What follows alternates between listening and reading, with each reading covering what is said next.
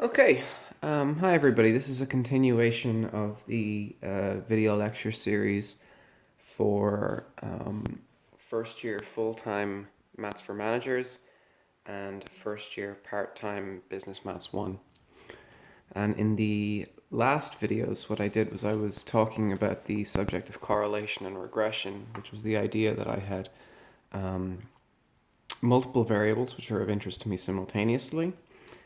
I have, say for example, in this case here, x could be height and y could be weight. This one we saw here. We saw that we had different types of correlation. Positive linear correlation is linear correlation as a line type behavior where x goes up as y goes up. Negative linear correlation, again line type behavior, but x goes up as y goes down and vice versa.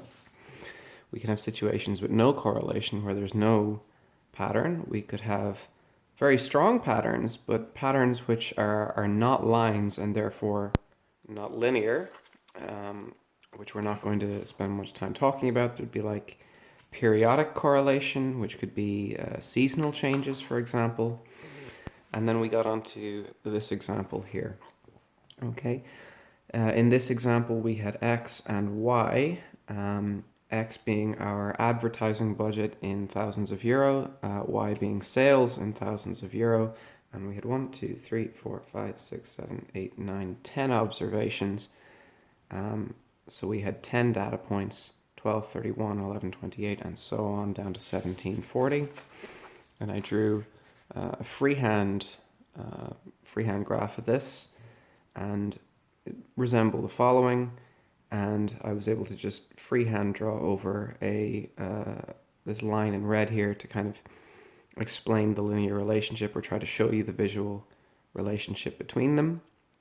And what I said here is that we were looking for something which would describe the strength of the relationship, which was the correlation coefficient. Now, I'm not going to spend too much time going over that in this video. If you feel you want to see that again, refer back to the previous videos that I did.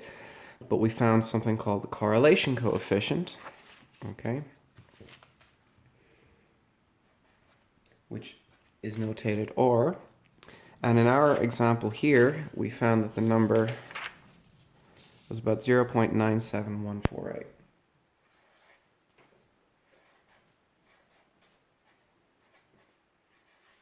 Okay, and I'm probably hanging on to too many decimal places here. And what this said is that,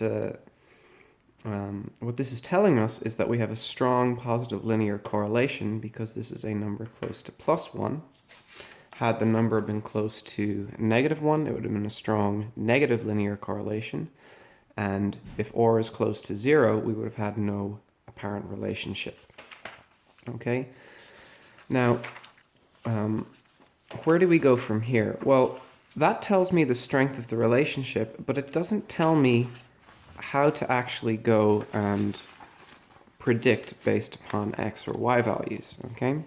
So for example here, the whole point is now, okay, I know I have a good, strong correlation between these two variables. So x should be a good predictor of y, and y should be a good predictor of x.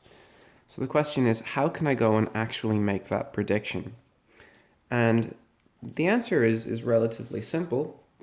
The answer is that I use this line, and anytime I have an x value, for example, say I found that I had a value of 15, okay, I would go up to the line and find my corresponding y value. But in order for me to do that, I need the equation of the line, okay? Fortunately, the equation of a line is not that difficult. It uses some numbers that we've seen before in the previous video. Okay, the formula. I'm sorry, I think my marker is failing here. I'll get another one. Okay. We have y is equal to some constant a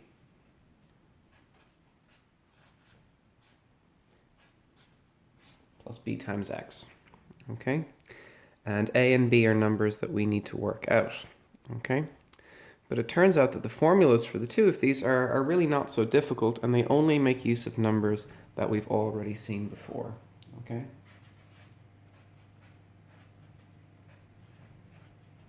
What's B? B is s of x with y getting divided by s of x with x. Okay, and then A, how do I find A? Well, I now know what B is, okay, and I know that y has to be A plus B times x. And the way we find A then is we decide that the mean for both variables should actually be on the line, which makes sense, okay? And then we would find that A then would just be the mean for y minus b times x bar. Okay, the mean for y minus b times the mean for x. Okay, so this is relatively simple for me to do now, okay, because I have these numbers worked out previously from my previous work, okay, which means I can go and I can find b just by referring to my s of x with y and my s of x with x. I know my previous means, I calculated those, so now I should be able to find my a and b in a fairly straightforward manner.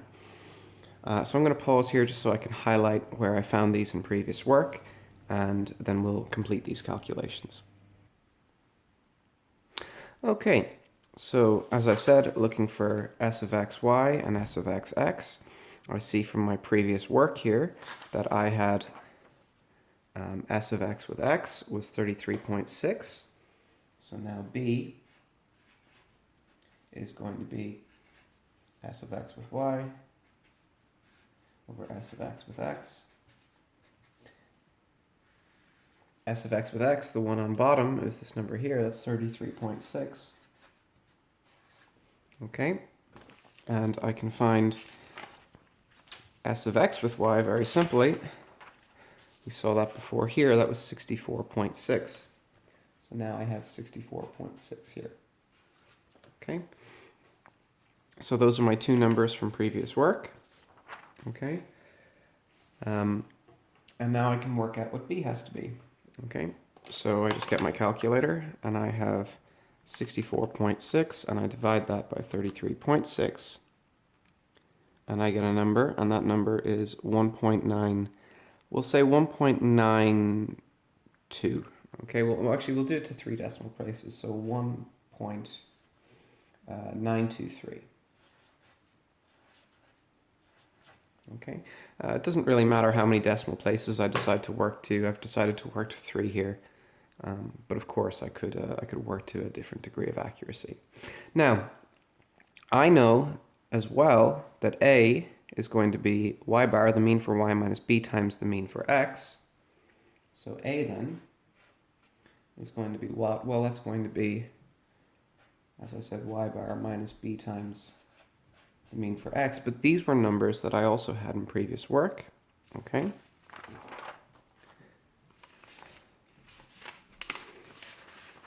Okay, so this was my x bar here, it was 14.2. So I have y bar,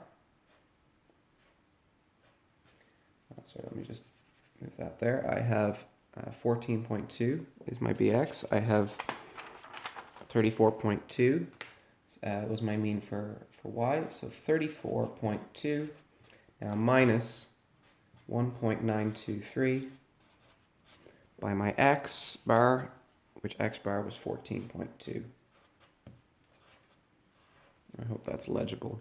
Okay, so now I have everything I need to actually go and find what A is. Okay, so I put that onto my calculator again. Okay, this will be stored in memory as my answer. So if I take 34.2 and I say minus my answer, multiplied by 14.2. That will give me my answer there for A, which is about 6.90 is actually my closest one. I'm going to say 6. We'll go to 3 decimal places again, so 6.899.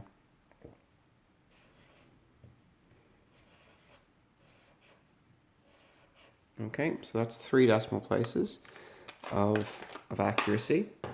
So now my equation then is that I have y is equal to a plus b times x, where now these are not x and y bar, these are not the means, these are the variables that are allowed to change, which means that y is going to be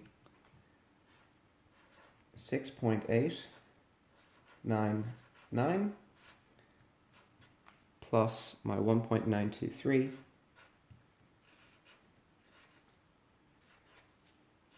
by x. Okay, and this is now a formula that will allow me to do predictions. Okay, so let's explain a little bit about what these numbers mean.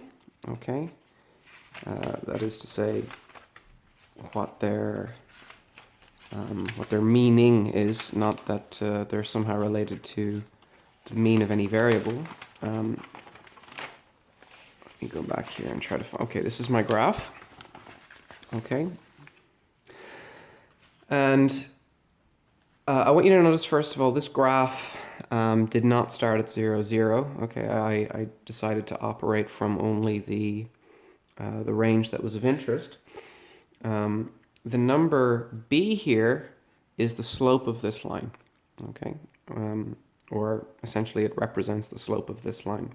Okay, so it's describing how fast one variable is changing with respect to the other. And the 6.899 here is an intercept. Okay, it is the value that I get for y when x is 0. So as a reminder here, x was advertising budget, y was sales, okay, with the numbers being in thousands of euro. And if I had spent nothing, okay, at all on advertising, I should still expect to make some sales. And we would see that we would make about 6.899 thousand euro, which would be 6,899 euro, roughly, is what I would expect to make if I spent nothing at all on advertising. But when I start including an advertising variable, then I can actually go and make more money than that, make the numbers that I kind of see on the line here. Okay, so let's make a prediction now using this formula for a value of advertising budget. Okay, so let's suppose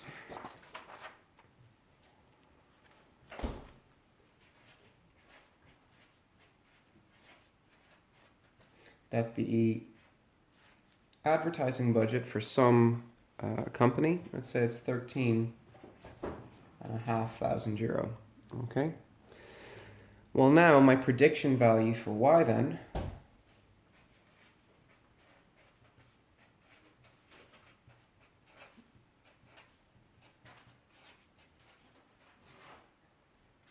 what is it? Well, then I just use my formula. So y is going to be 6.899, and I'm going to have plus 1.923 by the 13.5. And of course that's very straightforward and simple to do on a calculator. 6.899 plus brackets 1.923, multiply that by 13.5. And that number ends up being 32.859. We'll call that 32.860.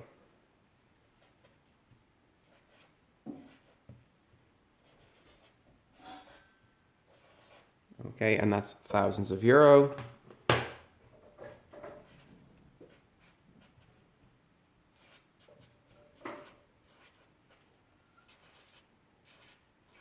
Okay, so that's the expected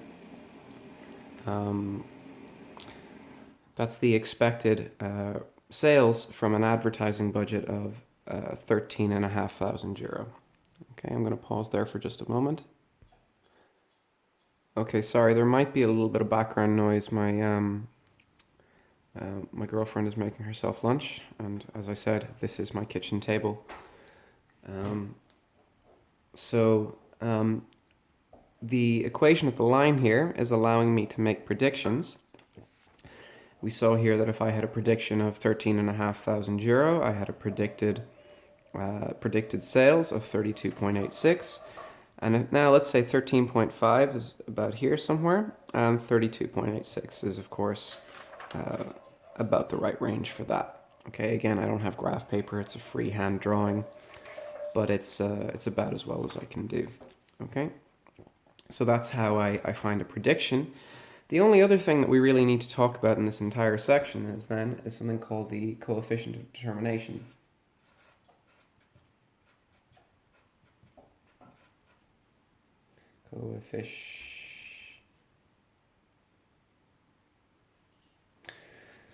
Coefficient of determination.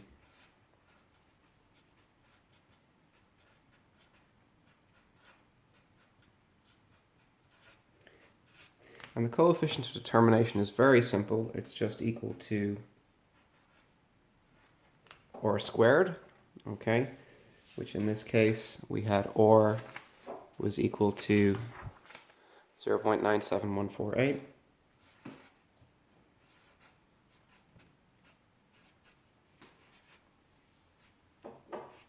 Which needs to be squared. So I just go to my calculator, 0.97148, that gets squared. And now I have 0.943, we'll say 0.944.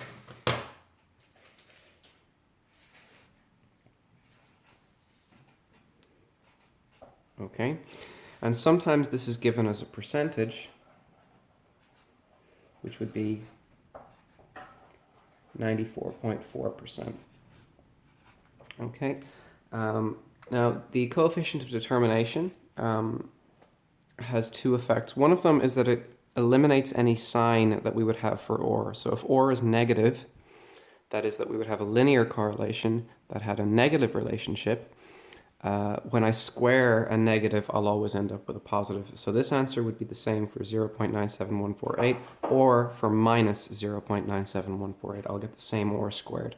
Okay, and something you'll hear people say, although it's not, it requires a bit more justification than just this, is some people will say that this says that 94.4% of the behavior in Y is predicted by the behavior of X.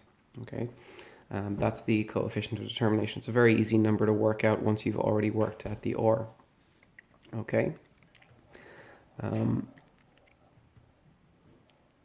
So that's actually the entire section on correlation and regression. Correlation was describing how the variables relate to each other, and regression is about finding that line, okay? The line where I have a prediction for Y coming from my value for X. So that's correlation and regression done. And in the next video, I'll go through an exam question of this type, and hopefully that will be something you can follow. And of course, if you have any questions, you can ask in the comments section. Okay, take care, everyone.